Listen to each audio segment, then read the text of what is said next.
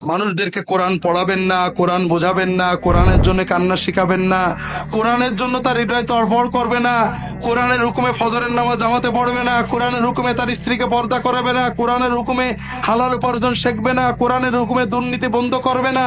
যে সমাজের 99 জন লোক হারামে লিপ্ত, কোরআন বিরোধিতায় লিপ্ত, আপনি কোরআনের সমাজ করবেন শুধু ঢালাও গল্প দিয়ে আর মানুষের কাছে ভোট নিয়ে? এই সমাজে আপনার কাজ হলো আজকে থেকে প্রতিদিন অন্তত 10টা মানুষকে মসজিদে নেওয়া, নামাজি বানানো, প্রতিদিন কিছু মানুষকে কোরআন পড়ানো। এইভাবে যদি না করে চিল্লান আর মারামারি করেন, কিছু মানুষ মরবে, দিনের কিছুই হবে না। যে দেশে 90% মুসলমান, সে দেশে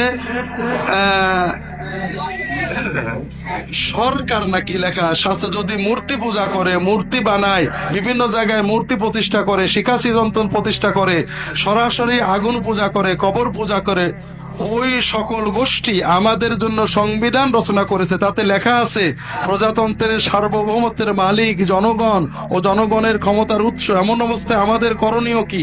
আমাদের করণীয় সবার গলায় দড়ি নিয়ে মরে যাওয়া। আপনি যা বলেছেন সব ভুয়া কথা। এদেশের 90% মুসলমান কে বলেছে আপনাকে? যে দেশের 90% লোক নামাজ পড়ে না, যে দেশের 95% লোক শিরকে লিপ্ত, সে দেশের এর চেয়ে ভালো কি হতে পারে? আমাকে একজন বলছে আপনার আবেগের নাম ইসলাম না। এই সমাজে আপনার কাজ হলো আজকে থেকে প্রতিদিন অন্তত 10টা মানুষকে মসজিদে নেওয়া, নামাজি বানানো, প্রতিদিন কিছু মানুষকে কোরআন পড়ানো। এইভাবে যদি না করে চিল্লান আর মারামারি করেন, কিছু মানুষ মরবে, দিনের কিছুই হবে না। বিষয়টা হলো ভাইরা, আমাদের সমাজের একদিন মিনাতে হজের সময় একজন বলছে, ভালো আলেম, যে সমাজ থেকে কোরআন উঠে গেল, কোরআনের সমাজ আর হলো না। আমি বললাম কোরআনের সমাজ হবে কি? যে দেশের মানুষ 90% কোরআন পড়তে পারে না, ঠিক না বেঠিক? যে দেশের 99.999999999 জন অর্থ বোঝে না, ঠিক না বেঠিক? সেই দেশে কোরআনের সমাজ আসবে। এই কথা যে বলে, তার কি পাবনায় জায়গা হবে না আপনাদের 5 মাইলে জায়গা হবে? এখন উনি বলছেন তাহলে তো আর কোনোদিনই হবে না। তার মানে আপনি শর্টকাট চান। কিভাবে হবে?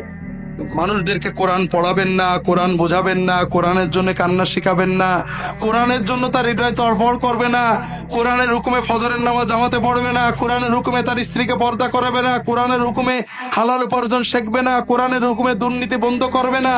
যে সমাজের 99 জন লোক হারামে লিপ্ত, কোরআন বিরোধিতায় লিপ্ত, আপনি কোরআনের সমাজ করবেন শুধু ঢালাও গল্প দিয়ে আর মানুষের কাছে ভোট নিয়ে? কে বলেছে আপনাকে? না, এটা পথ না। একটু কষ্ট করতে হবে, দিনের দাওয়াতে বেরোতে হবে। এই সমাজে আমি যখন বাংলাদেশের বর্তমান সংবিধানে বিসমিল্লাহির রহমানির রহিম আছে, তাই না?